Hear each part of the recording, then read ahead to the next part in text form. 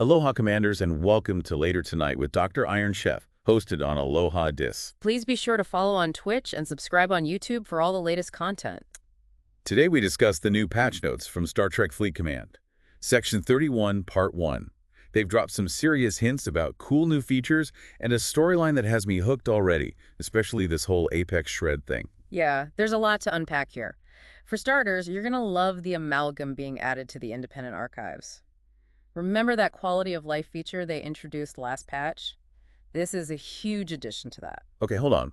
Break that down for me. I know we talk about this game a lot, but some of our listeners might not be familiar with independent archives. Right, good point. So for those who haven't been grinding away in the archives, it's basically a way to consolidate all those ship loops and reduce the daily grind of collecting parts. Right. And adding the amalgam to it. Pure genius. So it's like having a one-stop shop for building up the amalgam. No more jumping through hoops to get the parts you need. Exactly. It streamlines the whole process. Plus, you get some killer bonuses just for having the amalgam in your archives. We're talking increased cost efficiency for parts, so you're spending less to upgrade. You'll also get bonus plundered cargo when using the amalgam, which is huge for resource gathering. Nice. That's going to make a lot of players happy. Yeah. What else? What other buffs come with it? Well, its combat scavenger ability gets a boost, making it even more effective in combat. But here's the big one. Improved mitigation for all your ships against non-Armada enemies. That means you're taking less damage from pretty much everything except other players. Whoa, that mitigation buff is a game changer, especially for PvE battles. It's like Yeah. they're giving us an extra layer of protection. Right. It's going to make a huge difference, especially when you're up against tough opponents. And speaking of opponents, the new missions in this update are taking us deep into Section 31 territory. Get ready for some serious espionage action. Ooh, I love a good spy thriller. Yeah. What's the setup? What kind of shady business are we getting into this time? Well, it all starts with some strange malfunctions at the Barham nightclub, Philippa, Georgia. You know, the Emperor turned Section 31 operative calls you in to investigate. She suspects something bigger is going on, and she's rarely wrong. Of course she suspects something. Georgia wouldn't call us in for a simple tech glitch. There's always a deeper layer with her. Exactly. And the deeper you dig, the more you realize that black market dealings and some serious subterfuge are at play. And guess who's behind it all? Section 31, no doubt. It wouldn't be a Star Trek spy thriller without them, would it? Nope, they're the puppet masters in this whole operation. But here's where it gets interesting. There are also side missions running parallel to the main storyline. And these missions, they get into some pretty heavy moral territory. Okay, now you've got my attention. Moral dilemmas. Tell me more. What kind of tough choices are we facing? You'll be working with Rachel Garrett to recover stolen Section 31 research. Seems straightforward, right? Except the thief you're chasing is a Euridian who's desperate to sell the research to save his own skin. Garrett sees a chance to redeem him, but it's not that simple. His past might come back to haunt him. So it's not just about catching the bad guy. It's about deciding if he deserves a second chance. That's a lot deeper than I expected from a mobile game mission. Right. It's a reminder that Star Trek has always been about more than just spaceships and phasers. It's about exploring the human condition even in the far reaches of space. I love that they're adding this layer of complexity to the game. It makes the whole experience more engaging. But okay, let's talk about the big one. Apex Shred. This is the feature everyone's been buzzing about. Yeah, Apex Shred is definitely a game changer. Remember how Apex Barrier basically gave your ships extra health? Well, Apex Shred is the counter to that. It weakens Apex barriers, making your opponents more vulnerable. Okay, so how does it work exactly? Does it completely cancel out Apex Barrier? Not completely, but it can seriously reduce its effectiveness. Think of it this way. Your enemy's Apex barrier is measured in points like a shield. Your Apex Shred is a percentage that chips away at that shield, making it weaker. So the more Apex Shred I have, the more I weaken their defenses. Exactly. And you can get Apex Shred from multiple sources. Chaos Tech Officer's research, the more you stack, the better. For example, if you have 100% Apex Shred, you essentially cut your opponent's Apex barrier in half regardless of how many points they have. 200% brings it down to a third and so on. With enough Apex Shred, their barrier becomes almost useless. Whoa, that's crazy. So this is more than just a minor tweak. It's a whole new layer of strategy to consider. Ship builds, officer choices, research paths. Everything's going to change. Absolutely. This is going to shake up the meta in a big way. Players are going to have to rethink their entire approach to combat, especially in PvP. I can't wait to see how this plays out in the arena. It's going to be a whole new ball game. Yeah. But wait, there's something else exciting in this update. A brand new game mode called Solo Wave Defense. Finally. Right. We've been asking for a solo challenge for ages, and they delivered. This mode is designed for players at Ops level 45 and above, so you know it's gonna be tough. So what's the deal? Waves of enemies, survival of the fittest. What kind of challenge are we talking about? Pretty much. You'll be facing waves of increasingly difficult enemies with the goal of surviving as long as possible. It's a true test of your skills and strategy. And what kind of enemies are we up against? Yeah. Any familiar faces, or are they throwing some new baddies at us? Oh, they've definitely got some surprises in store. You'll encounter a new S31-themed central entity called the Barum, which adds a nice thematic touch. But the real stars of the show are the Ferengi Plunderers and Orion Prowlers. They're the new enemies you'll be facing in solo wave defense, and they are not messing around. Ferengi Plunderers and Orion Prowlers. Those names don't exactly scream easy win. What makes them so tough? Well, aside from having some pretty hefty Apex barrier defenses themselves, they come with these special buff groups that are designed to counter common player strategies. We're talking increased piercing stats, weapon damage boosted isolytic damage and defense, and even reduced critical damage against you. It's like they've got an answer for everything. Ouch. So they're not just tanky, they're also smart. Sounds like we're going to need to bring our A game if we want to survive these waves. Absolutely. These guys are meant to keep you on your toes and force you to rethink your approach. The Orion Prowlers especially are going to be a nightmare to deal with. Their buffs are even stronger than the Ferengi Plunderers. So we're talking high-level strategy here. No more brute forcing our way through. We're going to have to be clever about our ship builds, officer choices, and combat tactics. But hey, high risk, high reward, right? What kind of loot can we snag for conquering solo wave defense? Because there better be some awesome rewards after all that. Oh, you better believe there are. The rewards are definitely worth the effort. You'll be earning a special currency called the Section 31 Access Key, which you can use in the new Section 31 Faction Store. A faction store? Yeah. Okay, that sounds promising. What kind of goodies can we find in there? This is where things get really interesting. The Section 31 Faction Store is packed with all sorts of valuable upgrades, buffs, and even access to a shadow market, which is a whole other level of strategic depth. You'll find new officers, chaos tech options, artifacts, even refits. It's a treasure trove of goodies designed to enhance your fleet. New officers. Now you're talking my language. Who are the lucky recruits joining the ranks this time around? We've got 3 new officers stepping onto the bridge. S31 Georgia, Rachel Garrett, and Zeph. Each one brings unique abilities to the table and is sure to shake up the meta, especially when combined with Apex Shred. But we'll dive into that in part 2. Ooh, cliffhanger. You know how to keep us coming back for more. But before we go, you mentioned something about bug fixes and improvements. Did they address any of the issues players have been reporting? Oh yeah, this update isn't just about shiny new features. They've also done a ton of work behind the scenes to improve the overall game experience. They've tackled everything from the first-time user experience to wave defense, action queue, alliance tournaments, you name it.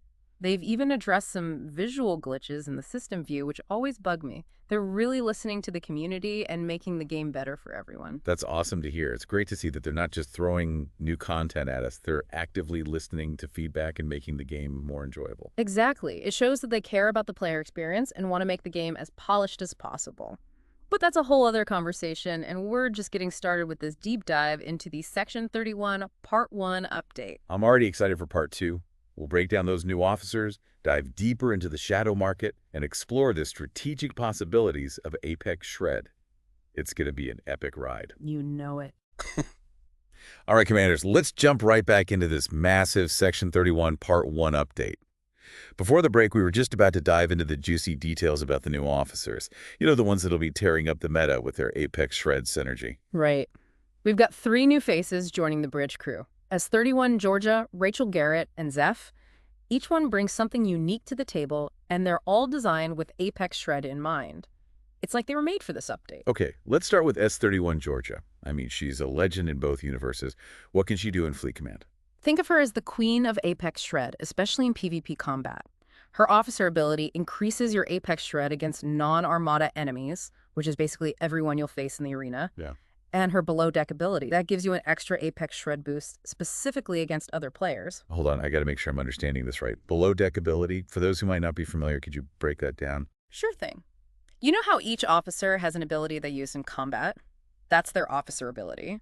But they also have a passive ability that's active all the time, even when they're not on the bridge. That's their below deck ability. It's always working in the background, giving you bonus stats or effects. Okay, so George's below deck ability is always giving you an extra edge in PvP. That's going to make her a top pick for arena battles. I already see it. Oh, absolutely. She's going to be a must-have for any serious PvP player. And if you combine her with other Apex Shred sources, you're going to melt through those enemy barriers like they're not even there. Man, just imagining that makes me want to jump into the arena right now. But okay, let's move on to Rachel Garrett. What's her specialty? Because if she's involved, there's got to be some moral complexity mixed in. You know it. Garrett is a bit more versatile than Georgia. Her officer ability focuses on PvE, increasing the base loot you get from non-Armada enemies. That's always a welcome bonus, especially if you're grinding for resources. But her below-deck ability is where things get interesting. It provides an initial boost to your Apex barrier specifically against battleship hostiles. So she's great for farming resources, Yeah. A&D for those tough battles against heavily armored opponents. That's some serious utility right there. Plus, it kind of ties in nicely with the whole moral dilemma thing we talked about earlier. Right. She's all about defense and protection, both for your ships and for those who need a second chance. It's a subtle touch, but it adds to her character. I love those little details. Oh. It's what makes this game so engaging. Okay, last but not least, we have Zeph. What can he do? Because I'm getting some real wild card vibes from this guy. You're spot on. Zeph is all about disruption and unpredictability. His officer ability gives him a chance to apply a random negative state to enemies at the start of each battle. It could be anything from reducing their weapon damage to slowing down their warp speed. Talk about throwing a wrench in their plans. Okay, so he's the chaos factor, the one who keeps your opponents guessing. Yeah. I like it. What about his below deck ability? Does that follow the random chaos theme too? Not exactly. His below-deck ability is actually more focused. It enhances your Apex barrier, but only against interceptor hostiles. It's a niche bonus, but it can be really useful in certain situations. So he's the counter to those pesky interceptors who rely on speed and maneuverability. That could be a game changer in certain battles, especially if you're facing a fleet heavy on interceptors. Exactly. It's all about strategy and knowing when to use the right officer for the right situation. That's what makes this update so exciting. It's adding so much depth to the game. I can't wait to experiment with different officer combinations and see what works best. But hold on, we can't forget about the new chaos tech options. Those are always a big deal in these updates. What do we have to look forward to this time? Oh, they've definitely outdone themselves with the chaos tech in this update. There are some seriously powerful options that will change the way we approach combat, especially in PvP. Give me the good stuff. What do we talk about? One that immediately jumps out is Soren's Trilithium. This thing is a beast. It boosts your Apex barrier shield health, and get this, it reduces the number of shots your opponent can take. Talk about crippling their offensive capability. Oh, wait, it reduces their shots. That's a whole new level of defensive strategy. It's not just about surviving their attacks. It's about limiting their ability to attack in the first place. That's insane. Right, it completely changes the dynamic of combat, and that's just one of the new chaos tech options. We also have the Enaran execution post, which is a beast for PvE battles, especially against those annoying Gorn hunters. Gorn hunters. Ugh, don't even get me started on those guys. Uh-huh. They're always a pain to deal with. What does the Enaran execution post do to make them less of a headache? It basically turns your ships into Gorn slaying machines. It boosts your damage output specifically against Gorn, making those encounters much easier to handle. Okay, that's a welcome addition, for sure. Yeah. No more dreading those Gorn encounters. What else do we have? Anything for those clutch players out there? You know, the ones who live for those last-second victories? Oh, absolutely. There's Chronophage, which is perfect for those nail-biting moments. It boosts your shots and shield health, which is great on its own. But here's the kicker. If your hull health drops below 40%, it reduces your opponent's isolytic defense. It's like a last-ditch effort that can turn the tide of battle. So it's a high-risk, high-reward option. You're gambling on surviving long enough to trigger that isolytic defense reduction. But if it works, it could mean the difference between victory and defeat. I love it. It's definitely a gamble, but sometimes those are the plays that win you the game. And that's just a taste of the new chaos tech options in this update. There are even more to discover, each with its own unique set of benefits and drawbacks. It's all about finding the right combinations for your playstyle and your strategy. Man, this is a lot to take in. New officers, new chaos tech, a new game mode. And let's not forget about those morally complex side missions. It's like they've packed a whole year's worth of content into one update. And we haven't even talked about the shadow market yet. Remember that mysterious marketplace we mentioned earlier? The one you can access through the Section 31 faction store? Yeah, that's the one. Yeah. You said it adds a whole other level of strategic depth, but you've been pretty tight-lipped about the details, so spill the beans. What's the shadow market all about?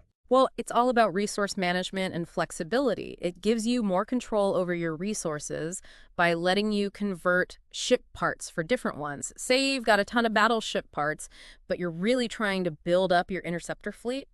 The shadow market lets you make those trades, giving you more options for building the fleet you want. Okay, so it's like a trading post for ship parts. That's pretty cool. Hmm. It solves the problem of having a surplus of one type of part while being short on another.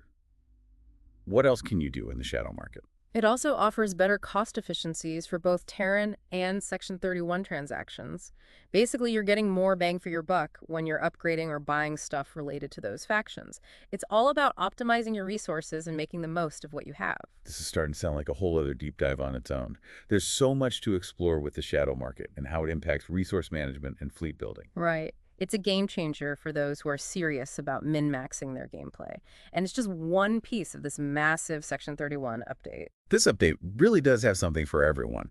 PvP enthusiasts, PvE grinders, strategy buffs, even those who love a good moral dilemma. They've really outdone themselves this time. And on that note, let's take a quick break. When we come back, we'll delve into the primes and artifacts that have dropped with this update, plus touch on those bug fixes and quality of life improvements. You won't want to miss it. All right, Commanders, we're back and ready to wrap up this epic deep dive into the Section 31 Part 1 update. We've covered a lot of ground: new officers, game modes, chaos tech, that crazy shadow market. But there are a few more goodies we need to unpack before we let you go. Right. We can't forget about the primes and artifacts. They might not be as flashy as some of the other features, but they can make a big difference in your gameplay, especially if you're looking to min-max your stats. Okay, hit me with the highlights. What kind of primes and artifacts are we talking about? Well, there's the Prime Apex Shred PvP, which does exactly what it sounds like. It boosts your Apex Shred against other players.